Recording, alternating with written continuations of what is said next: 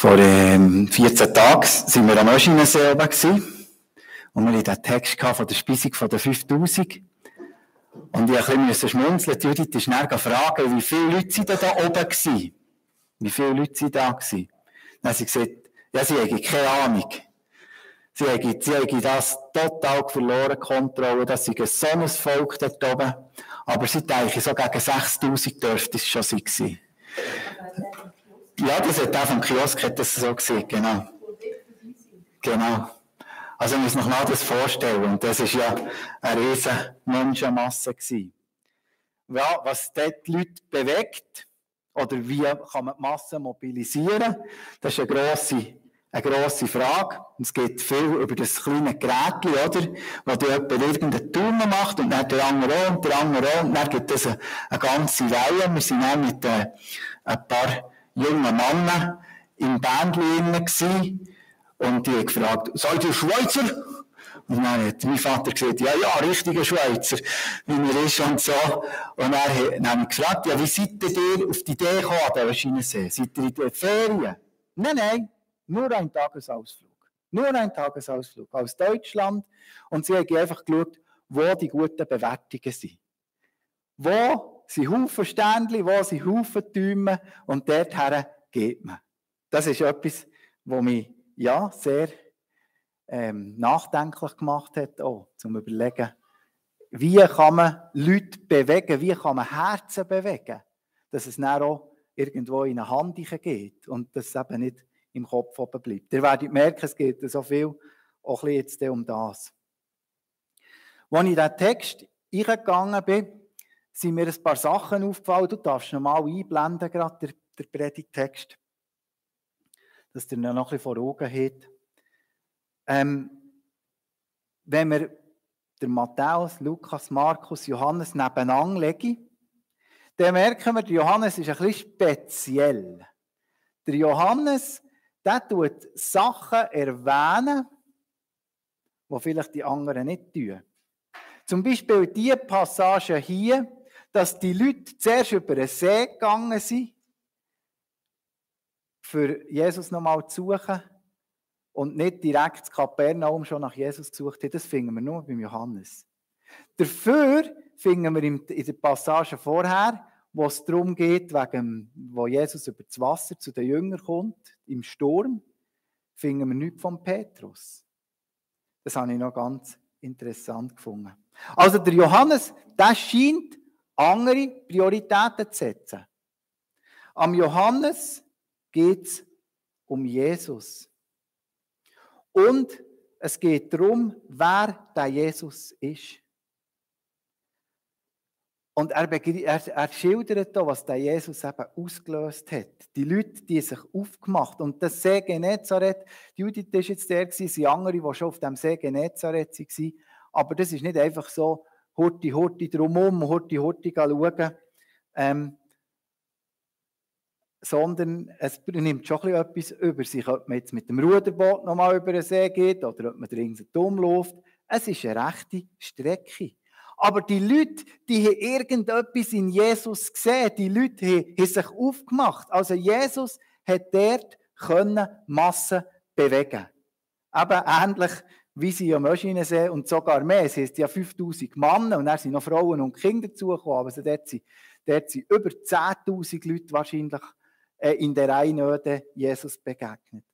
Und ich glaube, es ist gut, wenn wir uns heute mal fragen, ja, warum habe ich mich heute Morgen aufgemacht? Was ist das, was mich motiviert oder was mich bewegt, für Jesus besser kennenzulernen, vielleicht für in einen Gottesdienst zu gehen oder für an einen Ort herzugehen?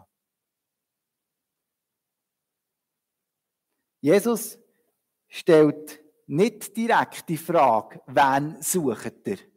Sondern er tut eigentlich schon eine Antwort geben. Ihr sucht mich, weil ich euch ein Brot geben. Ihr sucht mich, weil ich euch etwas zu essen gegeben habe. Und das hat mir so ein bisschen die erste Ding, wo ich so gedacht habe, die Sensation. Sensation, oder? Wir suchen Sensation. Oder Leute kann man bewegen durch Sensation. Ich kann mich noch gut besinnen, als wir im Mai am Rhein angefahren sind. Und sind ganz viele Leute dort am Rheinufer dann in Köln. Wir sind kaum durchgekommen. Und dann haben wir zuerst so zueinander gesagt, ja, das ist wahrscheinlich, weil also es war ein warmer, früher Sommertag, oder? Die Leute gehen raus, es hat ein Restaurant gehabt. Aber auch, als wir dort zu der Fußgängerzone ausgefahren sind, es hat gerne einen Haufen Leute gehabt. Also wirklich, wir müssen um die Leute umfahren mit dem Velo, kaum durchkommen. Und als wir in der Jugendherberge waren, eingecheckt haben, haben uns gefragt, habt ihr das U-Boot auch gesehen? Habt ihr das U-Boot auch gesehen? Nein, das U-Boot haben wir nicht gesehen. Jetzt sollten wir noch einmal zurück ans Rheinufer schauen, wo denn das U-Boot... Ja, jetzt ist es eben schon vorbei, oder? Jetzt haben wir das U-Boot verpasst. Also wir wären ja doch an dem Rhein gewesen, dann, wo das U-Boot auf dem Schiff, der Rhein drauf transportiert ist worden. Und es sind so viele Leute dorthin. Und wir dachten, ja, das ist wahrscheinlich einfach, weil es schönes Wetter ist, weil es da gutes Essen gibt, etc. Aber eben, ich habe mir gemerkt, ja, eine Sensation. Da gibt es etwas zu schauen. Da wollen wir hergehen. Jetzt hat es doch so unwettert. Da müssen wir sofort schauen, wie hat das jetzt gemacht? Wie hat es da? Was tut uns bewegen? Das Wunder hat bewegt, dass sich die Masse am anderen Tag wieder bewegt. Die haben sich wieder aufgemacht. Die haben nochmal den Jesus schauen. Und Jesus sagt, ihr habt mich nur gesucht, weil ich euch satt gemacht habe. Und nicht wegen dem Wunder. Und dann habe ich gedacht, ja, aber sie sind ja genau wegen dem Wunder gegangen. Und dann habe ich das Wort Sensation einmal eingegeben. Und das ist jetzt das Debbie, gell? Sensation auf Englisch. Sensation. Ja, du kannst natürlich danken für die Aussprache. Du musst mich noch korrigieren, merci.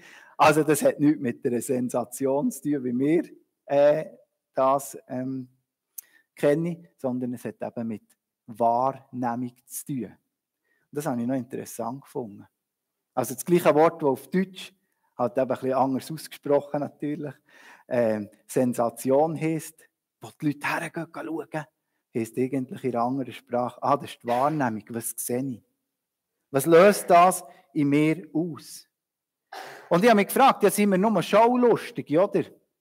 Super, am 1. August das Feuerwerk, oder? Super, dann müssen wir irgendwo schauen, wo wir in die Wand sehen. Jetzt hat doch die Gemeinde so viel Geld ausgegeben, für das Feuerwerk zu machen. Und nachher hat es Nebel gehabt. Nichts gesehen. Wer hat es gesehen? Ja, ich habe nichts gesehen. Gar nichts. Nur zwischendurch hat es so den Nebel ein bisschen angedrückt und dann mal, schau jetzt sind wir noch, mal, sie sind noch dran. Aber nichts gesehen von diesem Feuerwerk. Wir waren sehr enttäuscht. Sehr enttäuscht. Aber was macht jetzt das? Was löst jetzt das aus? Oder? Auf das Mal klebt es nicht mehr, auf das Mal leuchtet es nicht mehr. Und was verändert das in uns innen? Oder eben ganz im Kopf oben, manchmal etwas, was wir erleben, etwas, was schön ist, ein gutes Essen oder gute Musik oder irgendetwas, da passiert etwas in unserem Kopf oben. Und wir freuen uns daran, aber es wirkt keine nachhaltige Veränderung. Die Leute wollen diesen Tag nochmal erleben. Und Jesus sagt, schau, ihr kommt nur zu mir, weil ich euch Brot habe gegeben, weil ich euch gesättigt habe, weil ich etwas für euren Bauch habe. Aber das Wunder hat nichts ausgelöst in euch.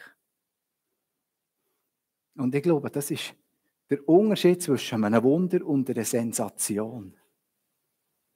Eine Sensation ist etwas, was wir im Fernsehen schauen oder was wir eben sehen und sagen, wow, so cool. Und das Wunder ist etwas, das etwas bewirkt. Ein Wunder macht uns zu Beteiligten. Genau gleich wie der Lahm, der an diesem Teich Bethesda war. Und Jesus hat etwas gewirkt. Er ist gesungen worden. Und er hat ihm Jesus gesagt, so, und jetzt nimm die Matte und gang. Aufstehen, das Bett nehmen Und nachher ist er gegangen. Und was hat es geheißen sofort? Oh, warum drehst du am Sabbat deine Matte um? Es hat nicht geheißen, leck du mir, so cool, du kannst wieder laufen, wow, so schön. Nein, sie hat gesagt, warum drehst du deine Matte? Und dann hat man noch gesagt, wer hat das gemacht? Wer ist die Schuld? Auch da, eben, man hat das Wunder gesehen, aber man hat nicht gesehen, was das mit ihm verändert. Und auch, ich glaube auch in dieser Geschichte eben von den hohen Wellen, vom Sturm, Jesus kommt zu den Jüngern, bewirkt das Wunder und er macht die Jünger zu Beteiligten.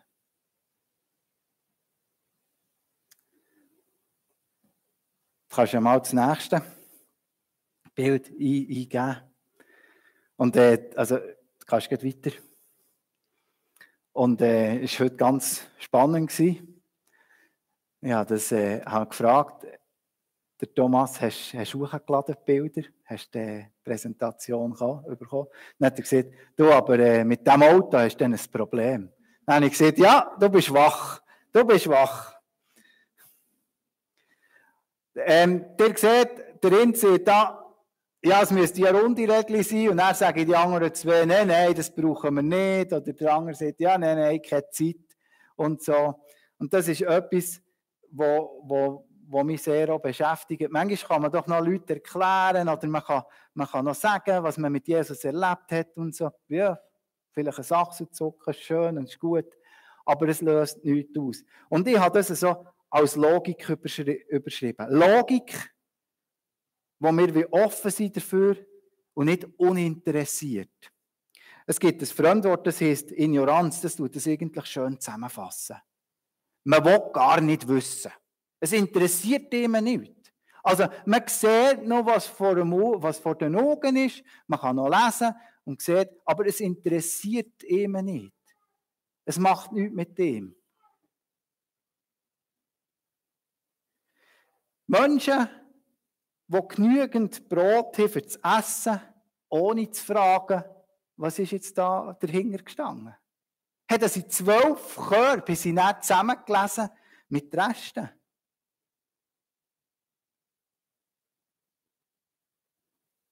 Sage ich, ich hätte doch ein Weissbrot essen, das hat doch keinen Unterschied gemacht.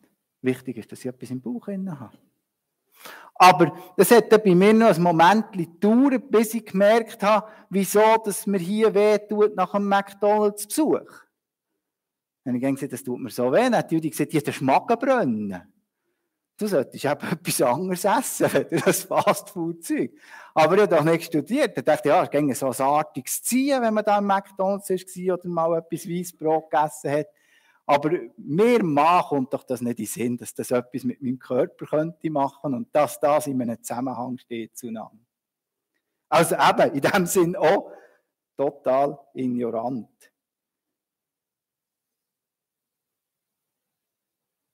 Wir können in unserem Leben nicht allem auf den Grund gehen. Wir können in unserem Leben nicht die Ursache für alles herausfinden. Und eben, es ist ein Schmerz für mich, dass die Leute manchmal das Logische, für mich scheinbar das Logische, nicht will und nicht begreifen können. Dass es nicht wichtig für meine Lebensführung ist. Also sage ich, ja, das hat für mein Leben gar keinen Einfluss. Ja, das ist schön, wenn ihr am Sonntag in die Kirche geht. Die machen vielleicht noch schöne Musik. Heute am Abend könnt ihr sagen, hören, die tun das Frutigen spielen, heute am Abend. Musik, schön, oh, wunderbar. Habe ich gestern einen Mann getroffen.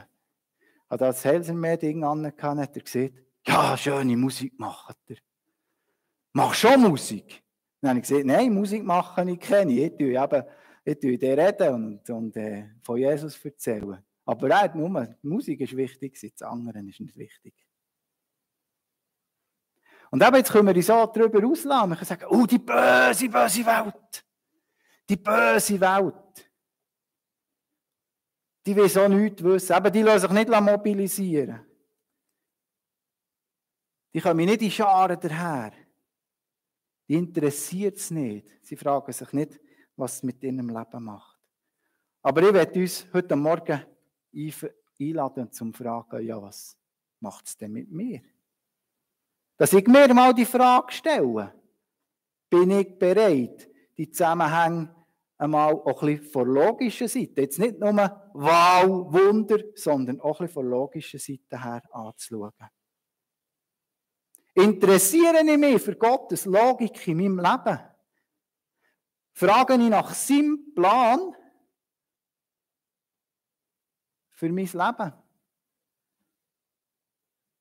Dass er mich führen will, dass er mit mir ein Ziel hat, dass er mich brauchen will. Oder denke ich einfach, ja, ist noch cool, wenn ich Gott habe, immer wieder, wenn ich mal im Sumpf bin, bis da hoch, dann kann ich wieder beten oder kann wieder Hilfe in Anspruch nehmen.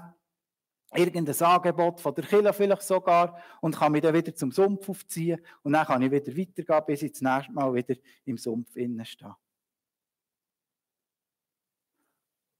Warum begnügen wir uns mit geistlichem Fastfood, wenn wir doch sättigendes Gerstenbrot haben? Das war ja die Reaktion. Dann muss ich ihnen sagen, ich habe die Gerstenbrot gebacken und dann haben Leute davon genommen und dann haben sie gesehen, was haben sie gesehen? Ja, sie glauben jetzt wohl, das hätte ich genug gehabt. Das sei ja nicht so viel etwas Feines. Darum glauben sie wohl, dass das genug hatte. Eben, man will wie nicht weit, also das ist übrigens so mein erster Gedanke gewesen, als ich es zum Backofen ausgenommen habe und da fest ein bisschen probiert habe, ich gedacht, ja, das könnte noch jemandem in den Sinn kommen. Und das ist jetzt nicht auf das den Finger zu legen, aber einfach zum Fragen, was ist denn das, was es mit mir macht?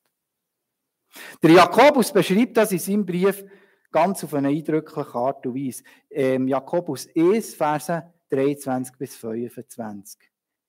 Wenn ihr nur zuhört und nicht danach handelt, ist wie ein Mensch, der sich im Spiegel betrachtet. Er sieht sich, geht weg und vergisst, wie er aussieht. Wer aber beständig auf das vollkommene Gesetz Gottes achtet, das Gesetz, das uns frei macht und befolgt, was es sagt, und nicht vergisst, was er gehört hat, der ist glücklich daran. Ich glaube, das ist genau das, was mit dem gemeint ist. Aber nur mal sagen, wow, schön. Was hat das Wunder mit mir zu tun? Und nachher auch zu überlegen, was ist denn die Logik, die in dem innen liegt? Jetzt kannst du nochmal den Bibeltext einblenden. Ganz am Schluss, im 27. Vers, heißt es hier in der Luther-Übersetzung, denn auf ihm ist das Siegel Gottes des Vaters. Und bevor ich auf das eingehe, möchte ich euch schnell das Bild zeigen. Kannst du es heute einblenden? Oh, da war der Thomas schnell. Fällt noch etwas auf bei dem? Noah? Ja, das sind die Alten. Thomas, sofort, mit dem kannst du nichts zahlen. Die sind eingezogen worden. Wenn ihr noch solche habt, die sind nicht mehr gültig. Ein Jahr hatte ich eine Frau zu Gast, die wollte die Übernachtung zahlen im Sozialstudio. Und dann hat sie ein neues Nötchen vorgenommen. Sie sind das extra auf die Bank holen. Aber das war noch eines von der vorherigen Serie. Und dann habe ich zuerst gesagt, ja, so, okay. Und so, und das wollte Gott sieht keine Chance. Das ist nicht mehr gültig. Also es wird zu einem gewöhnlichen Stück Papier. Jesus sagt im letzten Vers, auf mir ist das Siegel, oder in anderen Übersetzungen, beglaubigt, oder in der Übersetzung, die Debbie vorhin gelesen hat, ich bin eingesetzt. Was macht der Unterschied, dass das nicht gewöhnliches Papier ist, sondern dass es Geld ist? Dass ich etwas zahlen damit.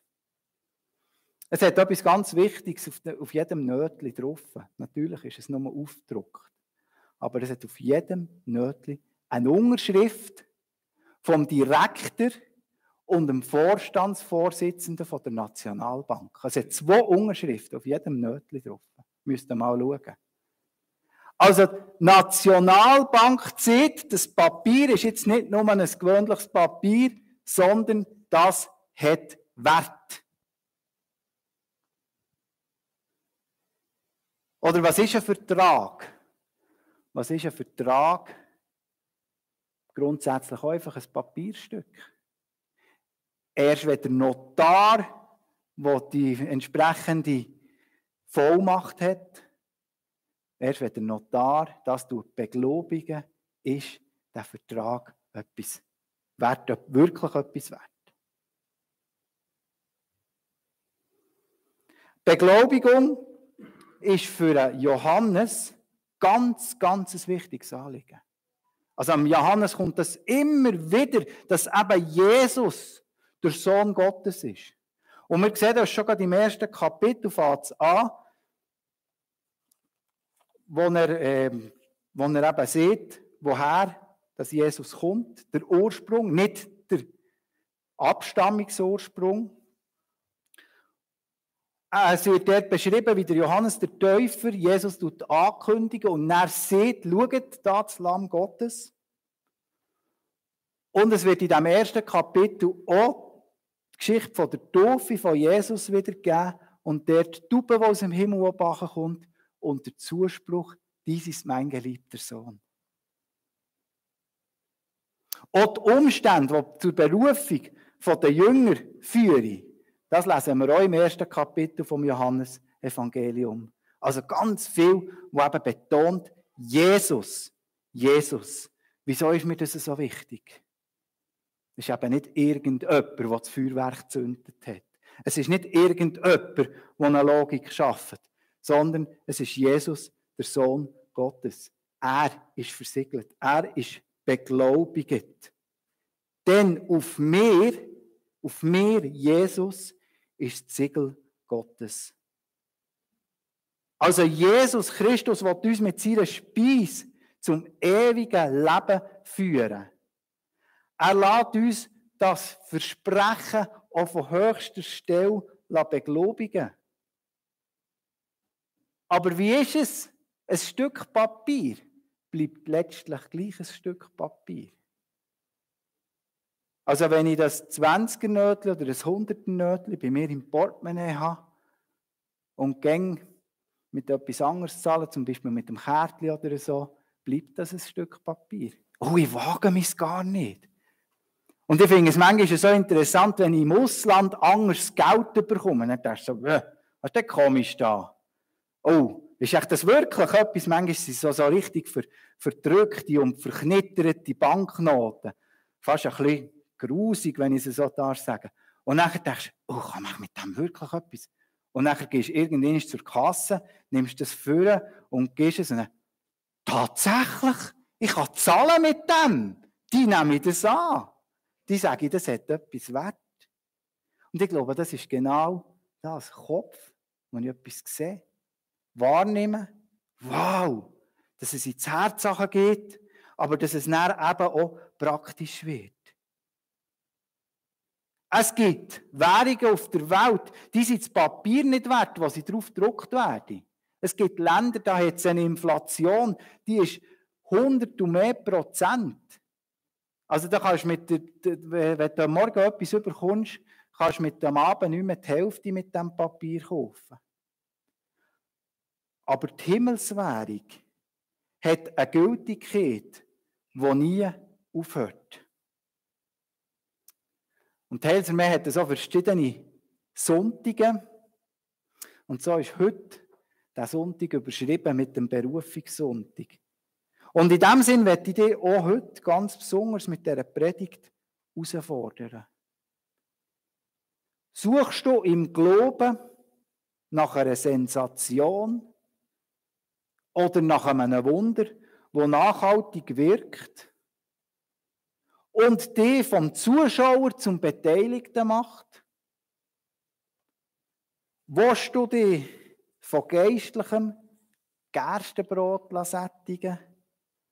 Oder lenkt dir einfach Fast Food, heute schnell? Und die dritte Frage, bist du bereit, alles in deinem Leben auf die Karte von dieser Himmelswährung zu setzen, weil sie von höchster Stelle beglaubigt ist und Ewigkeitswert hat? Das sind so 3 Fragen, die ich euch mit auf diesen Weg geben. Amen.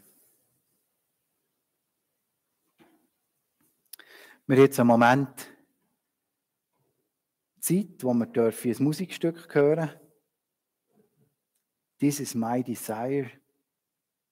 Also das ist mein tiefstes Verlangen. Das ist das, was ich will. Und es ist heute Morgen auch die Möglichkeit, vorzukommen und das auch hier festzumachen. Mal. Ich will wirklich. Und es geht für mich bei diesem Berufungssonntag nicht in erster Linie darum, dass wir nach dem heutigen Tag 10 neue Leute haben, die sich für den Offiziersdienst anmelden. Das wäre natürlich eine schöne Sache. Aber ich glaube auch ganz fest daran, dass Gott uns das gibt, was wir nötig haben, wenn wir in seinem Dienst sind. Aber ich glaube, die Berufung ist viel, viel weiter zu verstehen. Wo stehst du? Was ist der Punkt, wo Gott dich hergestellt hat? Wir sind alles berufene Leute. Und alles, was wir tun, sollen wir aus dieser Berufung heraus machen. Lasst euch die Fragen nochmal durch den Kopf gehen. Und ja, könnt auch die Gelegenheit vorzukommen und etwas festzumachen.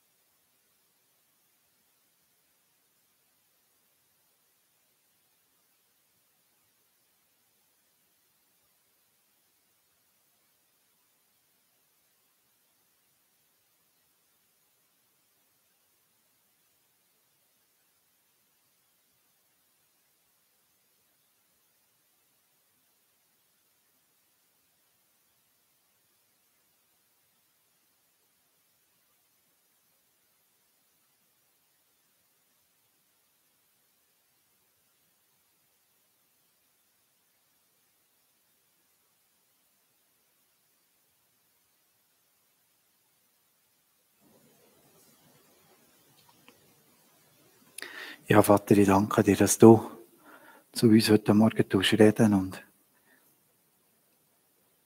ja, du siehst, was wir mit unseren Augen, was wir mit unseren Ohren, was wir mit unseren Sinnen aufnehmen, was wir sehen. Auch gerade die Wunder, die du am Wirken bist. Und ja, manchmal kommt uns dann da auch die Logik ein bisschen in die Quere, dass wir einfach denken, ja, das ist ja logisch, dass das so geht oder so. Aber Vater, du bist am Wirken und ich danke dir einfach dafür. Ich danke dir, dass du in jedem von uns dran bist. Dass du Wunder wirkst. Wunder, die uns eben nicht einfach so zu Zuschauern machen, wo wir einfach sagen, wow, sondern Wunder, die wirklich etwas in unserem Leben verändern sollen. Und Vater, ich glaube, es ist ganz wichtig, auch, dass wir bereit sind, Schritte zu tun zu dir her. Und ich danke dir, dass du mich immer wieder rufst, dass du immer wieder mehr einlädst, Schritte zu tun und dass ich auch immer wieder da Schritte tue. Und ich danke dir, dass du mir auch vergisst, wenn ich an einem Ort eben bleibe stehen, Vater. Wo ich vielleicht die Logik nicht angewendet habe von dem, was ich gesehen habe. Und ich danke dir, dass das wirklich nicht nur einfach etwas ist, was wir in die Welt raus sagen, sondern dass es wirklich etwas ist, was beglaubigt ist von dir. Etwas, was Wert hat. Und du bist den Weg gegangen. Du bist alle Schritte gegangen, die nötig waren. Du hast nicht einen rausgelassen. Du bist auf die Erde gekommen. Du bist uns Vorbild gewesen. Du hast den Weg zum Vater möglich gemacht. Du hast überhaupt möglich gemacht, dass wir in deine Berufung einstehen. Und ich danke dir, dass du das heute auch jedem zeigst, wo das ganz sein individuelle Berufungsfeld ist, wo du es reinstellen willst, Vater. Ich lobe und preise dich dafür. Amen.